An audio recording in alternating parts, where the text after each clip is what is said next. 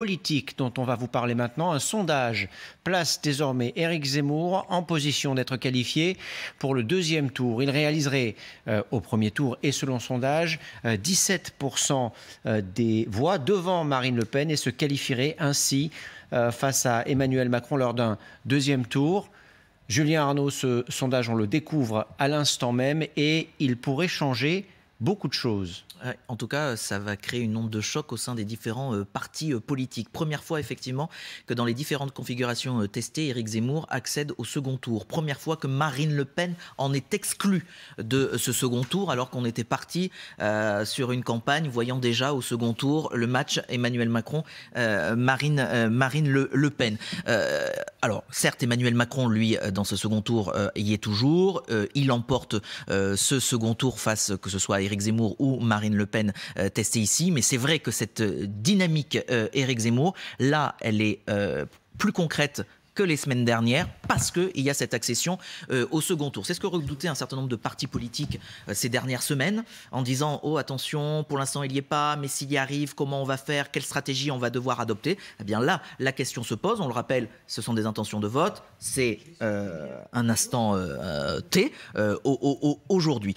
L'autre enseignement de ce sondage, et qui est intéressant, c'est sur justement ce second tour. Comment pourrait-il, je mets le conditionnel, se dérouler? On voit, c'est ce que dit ce sondage, que les électeurs de gauche, à peu près la moitié, ne se déplaceraient pas pour aller voter, pour prendre parti. Donc on nous dit, pas question de rejouer le match de 2002 entre Jacques Chirac et Jean-Marie Le Pen, où il y aurait une mobilisation. C'est assez intéressant, ce phénomène de non-implication, en quelque sorte, de l'électorat de gauche. Et puis il y aurait un bon report de l'électorat frontiste et de l'électorat de droite du côté d'Éric Zemmour. Autre chose à prendre en compte, le camp des abstentionnistes aussi, car c'est là que ça va être intéressant de voir que peuvent-ils faire, que vont-ils faire, sachant qu'il y a une grande partie d'électeurs de gauche dans ce camp des abstentionnistes. Donc assez intéressant, je dirais, sur toutes les implications et toutes les questions que pourrait poser un second tour Emmanuel Macron-Éric Zemmour.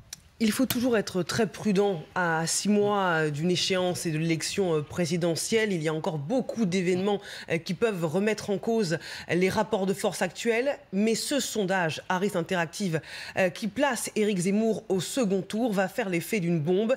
Et tous les partis politiques, La République En Marche, le RN et évidemment les Républicains regardent attentivement cette dynamique Zemmour qui va jusqu'au second tour face à Emmanuel Macron. Nous sommes en direct avec Emmanuel Rivière, bonjour, politologue, directeur général de Kantar Public. Je le disais, il faut être très prudent, mais on a regardé ensemble à la rédaction les sondages de 2017, 2016 même. 2016-2017, on était à 6-7 mois de l'élection présidentielle et à l'époque, un inconnu, je ne sais pas s'il était déjà ministre à l'époque, Emmanuel Macron, qui n'était pas encore candidat, eh bien, il était déjà placé au second tour. Donc, ce sondage, aujourd'hui, il faut le regarder avec distance, mais ne pas faire comme si cette donnée était anecdotique. Absolument. Cette donnée, alors, gardez le graphe à l'écran parce qu'il est parfait. Il montre bien, en fait, que ce scénario d'une possibilité d'Éric Zemmour au second tour est la conjonction de deux phénomènes. L'un, ce qui est en train de se produire autour de cette personnalité qui répond à, finalement, visiblement beaucoup de demandes au sein de la société française et dans le paysage, c'est-à-dire un effet de curiosité, un effet d'attrait, quelque chose de fascinant aussi sur l'ascension très rapide de cette hypothèse Éric Zemmour candidat à la présidentielle, toujours pas confirmée, mais qui grimpe à vitesse accélérée dans les sondages. Mais ce que ça dit aussi, parce qu'on parle d'une qualification au second tour avec 17%, c'est vraiment l'émiettement du paysage politique. Et du coup, ça montre aussi tout le caractère très hypothétique de tous ces calculs, de tous ces constats. La dernière fois que quelqu'un s'est qualifié au second tour avec 17%, c'était Jean-Marie Le Pen en 2002, avec là aussi un paysage très, très éclaté. Et c'est là où l'incertitude est maximum. C'est-à-dire, est-ce qu'on va rester dans ces rapports de force-là à droite, à gauche, d'un paysage éclaté? Est-ce qu'on est dans un tel état de rejet des formes politiques traditionnelles, de faiblesse des partis politiques traditionnels. Il semblerait que ce soit le cas. Le contraste est saisissant avec l'Allemagne. On a vu finalement que malgré beaucoup d'éléments de contexte, il y avait quand même quelques fortes traces du bipartisme traditionnel. Là, c'est plus du tout le cas. Et donc, on a effectivement ce second tour qui pourrait opposer le nouveau venu de 2007 et un nouveau venu de 2022. Mais comme vous avez tout à fait raison de le rappeler, il y a une telle fluidité, une telle incertitude, et a fortiori, vous dites qu'il faut être très très prudent pour les sondages de premier tour quand on est à 6 mois d'une élection.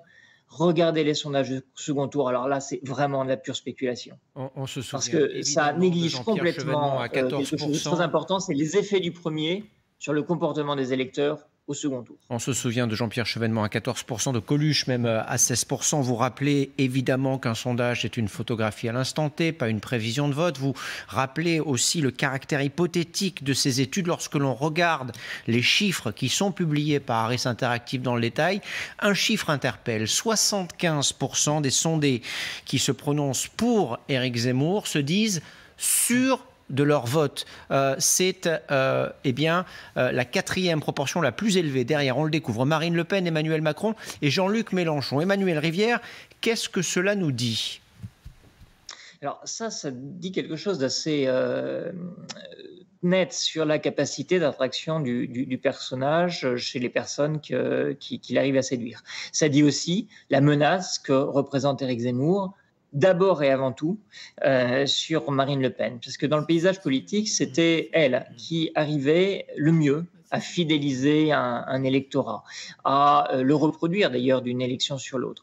Et on voit que c'est quelque chose qui a été un peu entamé, et notamment la capacité du Rassemblement national à mobiliser ses électeurs lors des dernières élections régionales, a montré qu'elle avait une limite. Et le fait que Éric Zemmour ait cette capacité de séduction, d'attraction qui rejoint dans ce classement celle de Marine Le Pen, montre bien à quel point il y a une compétition, un match qui est d'abord et avant tout entre les deux, qui est aussi un match autour de la crédibilité, puisque une des questions que se pose cet électorat-là, c'est la possibilité que ça aille enfin jusqu'au bout, qu'enfin quelqu'un qui prône les idées auxquelles il croit, quelqu'un qui parle comme ils ont envie d'entendre parler, c'est-à-dire qui dit les choses avec beaucoup de netteté par rapport à leur vision du monde, puisse enfin prendre les décisions effectives et diriger le pays.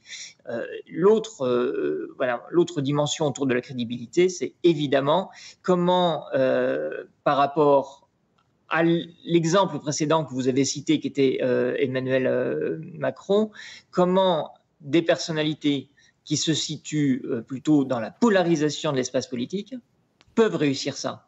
Emmanuel Macron l'a fait, effectivement, il arrive à 15% aussi dans les sondages au mois de septembre 2016. Il l'emporte de manière très surprenante, sans avoir été, jamais avoir été élu, jamais avoir été, sans être porté par un parti politique, mais il est au centre de l'espace politique. Donc il a un potentiel consensuel fort. L'autre question que ça pose pour Éric Zemmour, comme la question que ça posait pour Marine Le Pen, c'est est-ce qu'on peut réussir ça, cumuler en plus, dans son cas, le fait de ne pas appartenir à un parti politique, de ne jamais avoir été élu, de n'avoir jamais exercé de fonction ministérielle, et de le faire en étant dans Rivière, la polarisation forte qui le caractérise. On va prendre le temps de décrypter ce sondage. Encore une fois, on reste très prudent, tout en ayant en tête qu'à 6 mois de l'élection présidentielle en 2017, des sondages donnaient déjà Emmanuel Macron, qui n'était pas candidat à l'époque où il était testé, face à Marine Le Pen au second tour. Donc il faut quand même avoir ça en tête. Je rajouterais juste, Marie-Aline, rapidement, vous faites octobre 2016, j'ai regardé, à l'époque, Alain Juppé est en tête des sondages, on connaît la suite. François Hollande n'a pas renoncé, encore à l'époque, et François Bayrou est candidat, il n'a pas encore rejoint Emmanuel Macron. On est en octobre 2016, donc voilà pour le tableau à l'époque. Donc peut-être que le tableau d'aujourd'hui ne sera pas du tout le même dans 6 mois. Ça, c'est presque sûr. Valérie Lecable, la question qui est posée à travers ce sondage, c'est celle pour Marine Le Pen. Est-ce qu'elle est encore une candidate crédible pour le RN quand on voit ce qui se passe? En fait, Éric Zemmour arrive au second tour dans les intentions de vote, dans les sondages, mais en seulement quelques semaines. Non, mais je suis tout à fait d'accord avec vous. C'est-à-dire que le plus important de ce que dit ce sondage, c'est le recul inexorable, d'une certaine façon, de Marine Le Pen. Parce que si on ne sait pas ce que vont donner les dynamiques, quand on a reculé alors qu'on partait de haut, c'est pas facile de remonter derrière. Et ce que ça nous dit aussi, c'est que le match Macron-Marine Le Pen, on sait depuis le début que les Français n'en veulent pas. Et on sait aussi dans l'histoire politique de la France que quand les Français ne veulent pas d'un match, c'est assez rare qu'il se produise. Il ne s'est jamais produit, en fait. C'est ce qu'on a eu avec Sarkozy, Hollande à la dernière élection, etc. Donc il y a, me semble-t-il, cet immense doute de l'électorat de Marine Le Pen sur sa capacité à gagner et à aller jusqu'au bout. Ils n'ont pas envie de perdre une fois de plus, effectivement, comme ça a été dit. Elle fait une campagne qui est très discrète, de terrain, elle apparaît peu dans les médias. Et le sujet qui est, lui, très solide quand même, je trouve, c'est ce recul de presque 10 points en quelques semaines. Et est-ce qu'elle a une capacité à remonter? C'est la grosse question qui se pose, parce que si elle ne remonte pas, c'est là qu'on cherche le deuxième homme. Qui va être au second tour de l'élection présidentielle? C'est ça l'histoire. Donc en un mot, la droite ne s'est pas encore mis d'accord sur un candidat. Peut-être que quand elle se mettra d'accord, il y aura une dynamique sur ce candidat, mais qui ne se produit pas encore pour le moment. Et on voit bien que dans le vide actuel, parce que c'est vraiment ça dont on parle, un Éric Zemmour qui parle bien, qui est cultivé, mais qui, contrairement à Emmanuel Macron à la dernière élection, n'a pas été secrétaire général adjoint de l'Élysée, n'a pas été ministre de l'économie, n'a pas été associé d'une grande banque d'affaires. Éric Zemmour, c'est un loup solitaire. Donc son défi aujourd'hui, c'est de montrer s'il peut avoir vraiment des alliés. Ce petit séisme, on va continuer d'en parler. C'est un sondage donc qui place, tenez-vous bien, Éric Zemmour au deuxième tour de l'élection présidentielle de 2022. Il se qualifierait, serait au-dessus de Marine Le Pen au premier tour. Dans un tout petit instant, Jean-Lin Lacapelle, député européen, délégué national du RN, sera avec nous. Des analystes politiques, la réaction évidemment de Valérie Lecable et de Julien Arnaud pour tout comprendre. Une très courte pause, on se retrouve juste après.